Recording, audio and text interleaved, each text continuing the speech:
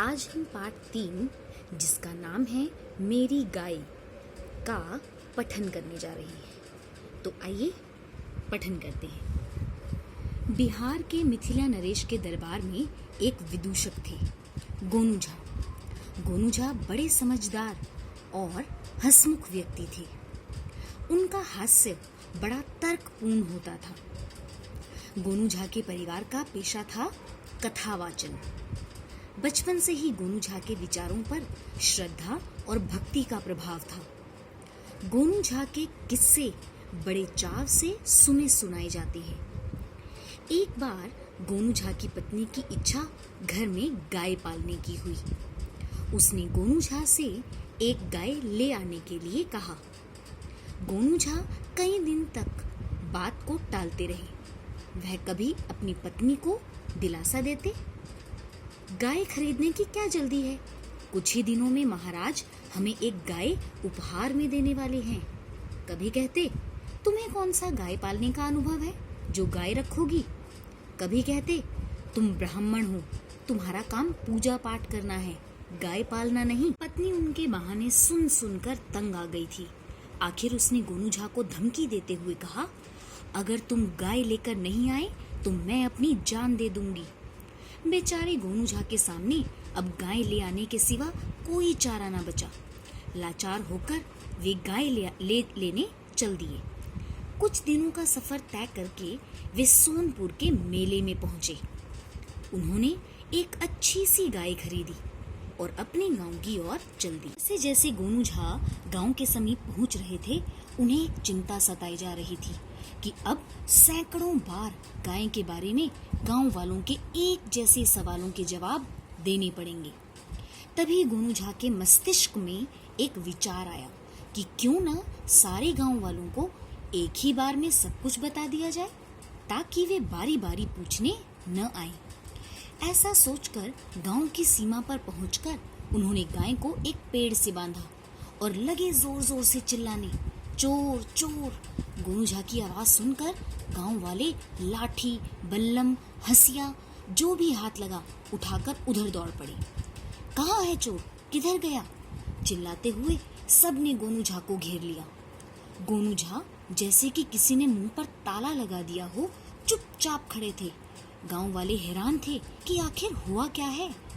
गोनू झा जब आश्वस्त हो गए कि गांव के सभी युवक युवतियां और बुजुर्ग इकट्ठा हो गए हैं, तो वे चलकर उस पेड़ के पास पहुंचे जहां उन्होंने गाय को बांधा था।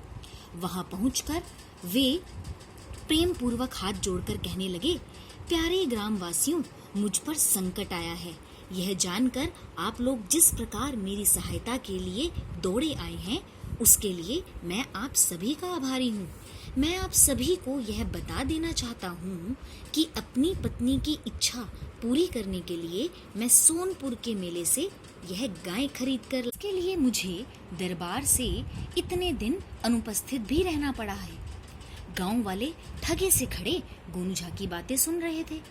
गोनू झा ने बोलना जारी रखा, मैं जानता हूँ कि आप सभी के मन में मेरी गाय के बारे में बहुत कुछ जानने की उत्सुकता होगी और उसके लिए आप एक एक करके मेरे घर आते और पूछते।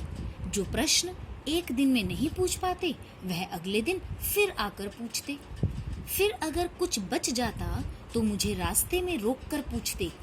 कितना अमूल्य समय बर्बाद होता भाइयों। गोनू ने गर्दन घुमाकर गांव वालों पर नजर डाली।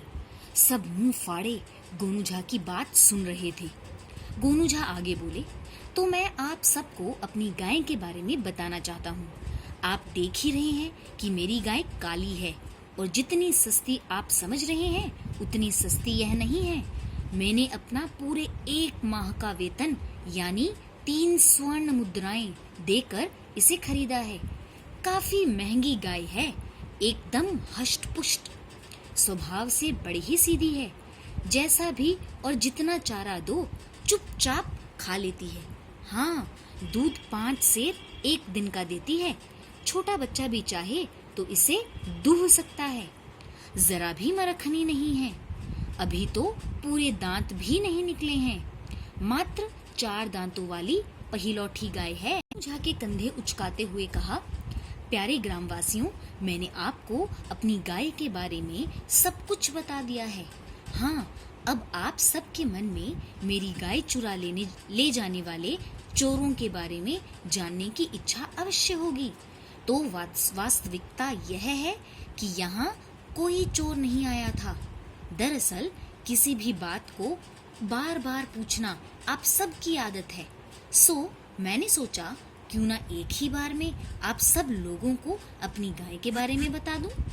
इसलिए सबको कष्ट दिया। इस अशिष्टता के लिए कृपया मुझे क्षमा कीजिएगा।